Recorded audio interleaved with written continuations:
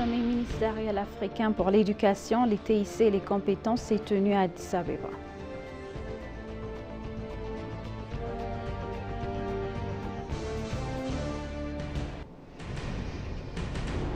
Un programme de collecte de fonds pour les projets de développement de la ville de Gondar s'est tenu à l'hôtel Sheraton à Addis Abeba.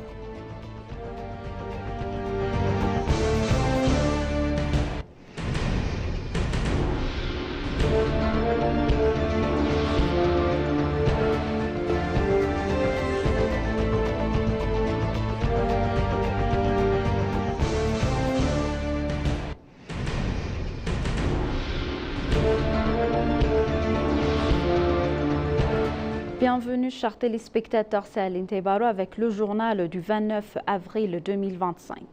Le sommet ministériel africain pour l'éducation, les TIC et les compétences s'est tenu à Addis Abeba. Un sommet de 3 jours sur le thème « Éduquer et former l'Afrique pour le 21e siècle » a réuni des délégations comprenant des ministres et des professionnels de tout le continent. Dans son discours d'ouverture, le vice-premier ministre Tamaskan Turuna a noté que ce sommet est un événement marquant pour l'avenir de l'éducation en Afrique et l'accélération de la transformation numérique. Le vice-premier ministre a souligné que l'Afrique se trouve à l'ère des possibilités, des espoirs, des opportunités et de l'innovation visible partout sur le continent. En outre, Tamaskan a souligné que l'Afrique mérite un système éducatif qui prépare les jeunes générations au monde de demain afin qu'elles puissent exploiter toutes les chances de prospérer dans l'économie mondiale du savoir.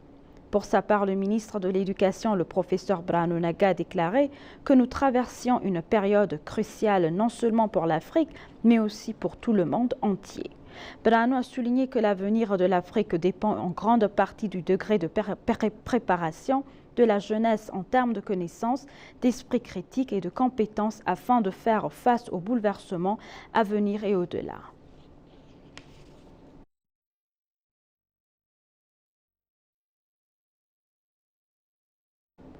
Le service à guichet unique de la Chambre des représentants du peuple est conçu résoudre les plaintes soulevées par le public concernant la fourniture de services institutionnels, a déclaré Tagassa Tchafo, président de la Chambre des représentants du peuple.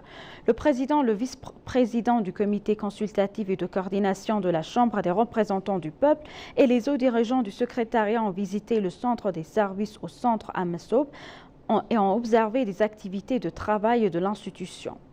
Au cours de la visite, les hauts dirigeants du Conseil ont été informés de la prestation de services du centre par la chef du cabinet du Premier ministre et ministre des Affaires du cabinet, Mme Alam Saïd Paulos, et d'autres hauts dirigeants. Le communiqué explique que 41 services seront fournis au centre par l'intermédiaire de 12 institutions.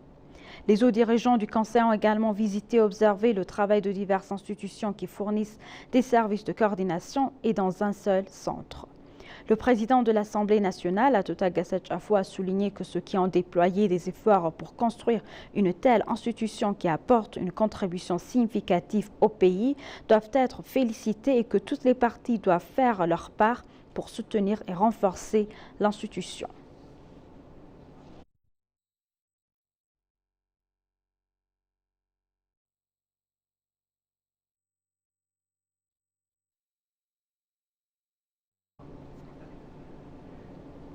Le ministre de l'Agriculture, Germa Amante, et le secrétaire général de Prix international Kalfa pour le palmier dattier et l'innovation agricole des Émirats arabes unis, Abdullahab Zaïd, ont discuté des modalités de collaboration pour la production de palmiers. L'Éthiopie accueillera cette année le premier festival international du palmier dattier suite à un accord de collaboration signé entre le ministère éthiopien de l'Agriculture et le Prix international Khalifa pour le palmier dattier et l'innovation agricole des Émirats arabes unis. Le ministre de l'Agriculture, Germa Amante, s'est déclaré prêt à collaborer avec des organisations partenaires pour l'organisation du futur festival axé sur la production du palmier. Le festival proposera des discussions sur les variétés et les technologies améliorées du palmier dattier avec la participation d'agriculture, de producteurs, de professionnels, de chercheurs et du secteur privé de divers pays axés sur des solutions pratiques. Selon le ministère de l'Agriculture, l'Éthiopie possède 500 000 hectares de terres propices à la culture du palmier, dont seulement 6 000 hectares environ sont actuellement exploités. Les régions d'affaires de Somalie, de Gambella, de Benshangul-Gumuz, de Guji et de Borana, ainsi que l'administration éthiopienne de Dreddawa sont identifiées comme des zones potentielles pour la production du palmier. Le prix international Khalifa, créé par le gouvernement des Émirats arabes unis en 2009, soutient la culture du palmier dattier dans le monde entier grâce à des programmes de formation et des financements pour la recherche.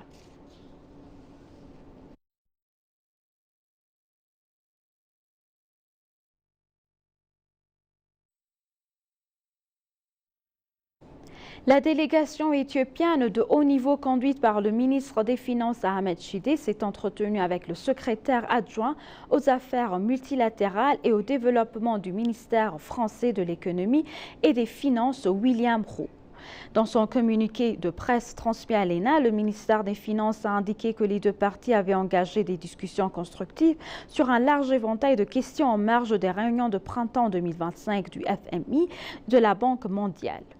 Le ministre Ahmed Shide a exprimé la gratitude de l'Éthiopie à la France et pour la partenariat bilatéral et pour son soutien par l'intermédiaire des institutions multilatérales du développement, ainsi que pour son leadership aux côtés de la Chine en tant que coprésident du comité des créanciers officiels de l'Éthiopie afin de faire progresser les négociations sur le traitement de la dette de l'Éthiopie dans le cadre du programme cadre commun du G20.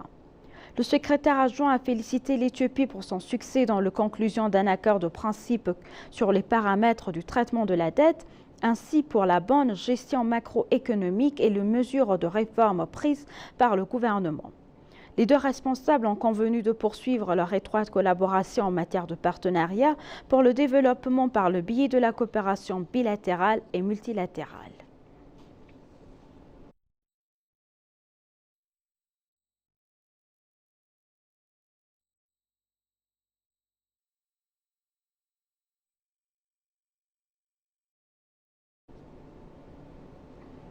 Le ministre de la Culture et des Sports, Shawit Shanka, s'est entretenu avec l'ambassadeur de Russie en Éthiopie, Evgeny Terakin, dans son bureau. La discussion a porté sur des questions susceptibles de renforcer la coopération entre les deux pays dans les domaines de la culture, des arts et des sports. La discussion a souligné l'importance de la coopération de l'Éthiopie avec la Russie dans ces secteurs compte tenu de son multiculturalisme et de son histoire. Il a également été déclaré que l'Éthiopie travaillerait en coopération avec le gouvernement russe pour promouvoir son patrimoine culturel et artistique auprès des pays membres du BRICS et pour renforcer les liens interpersonnels. Les deux parties ont convenu de renforcer davantage les relations diplomatiques entre les pays en signant un protocole d'accord selon le ministère de la Culture et des Sports.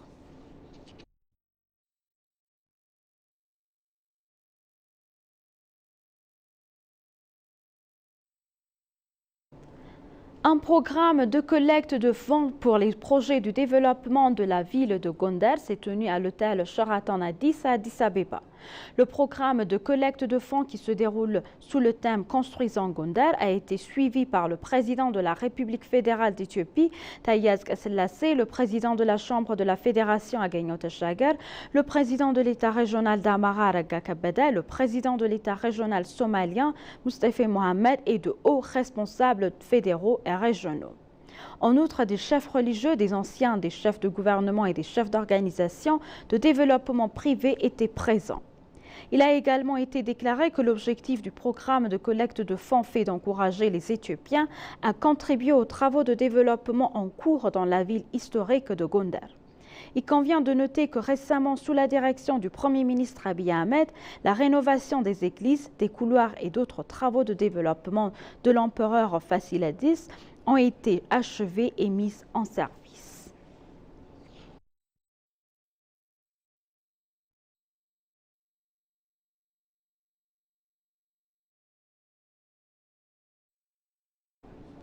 Une initiative quinquennale globale sur les ressources en eau souterraine visant à identifier et cartographier les ressources en eau dans toute l'Éthiopie a été lancée hier à Addis Abeba.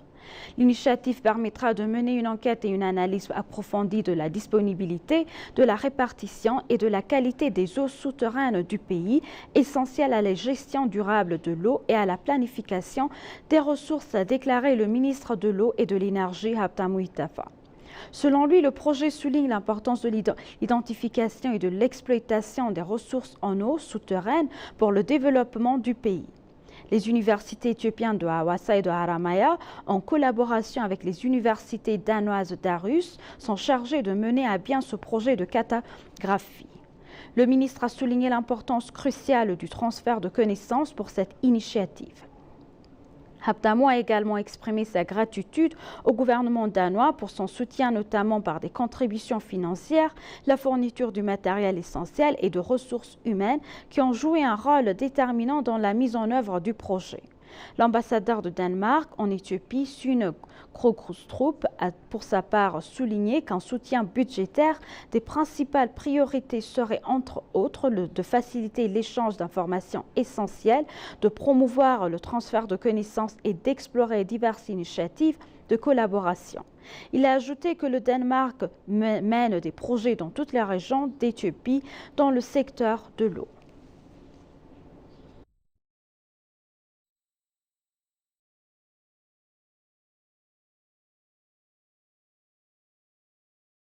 Le maire de la ville d'Addis Abeba, Adanet Chabebe, a passé en revue les opérations de sécurité menées pendant 9 mois par l'administration municipale.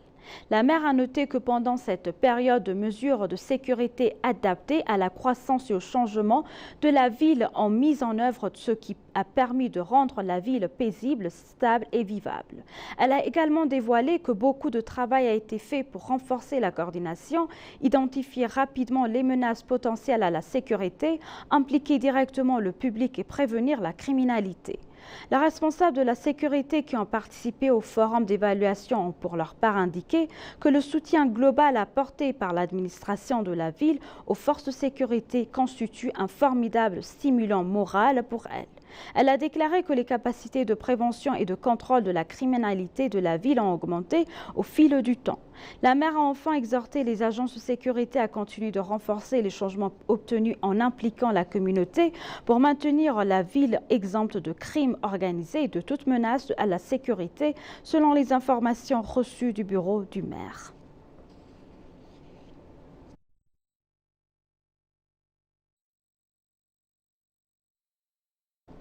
Chers téléspectateurs, nous vous rappelons les titres principaux. Le sommet ministériel africain pour l'éducation, les TIC et les compétences s'est tenu à Addis Abeba.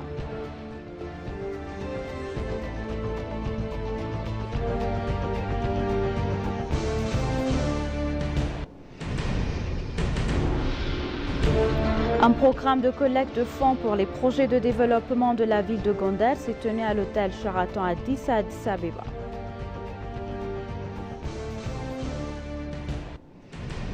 Merci chers téléspectateurs, c'est la fin du journal. C'était Aline Taibarou avec le journal. Restez avec nous avec le reste des programmes. Bonne journée.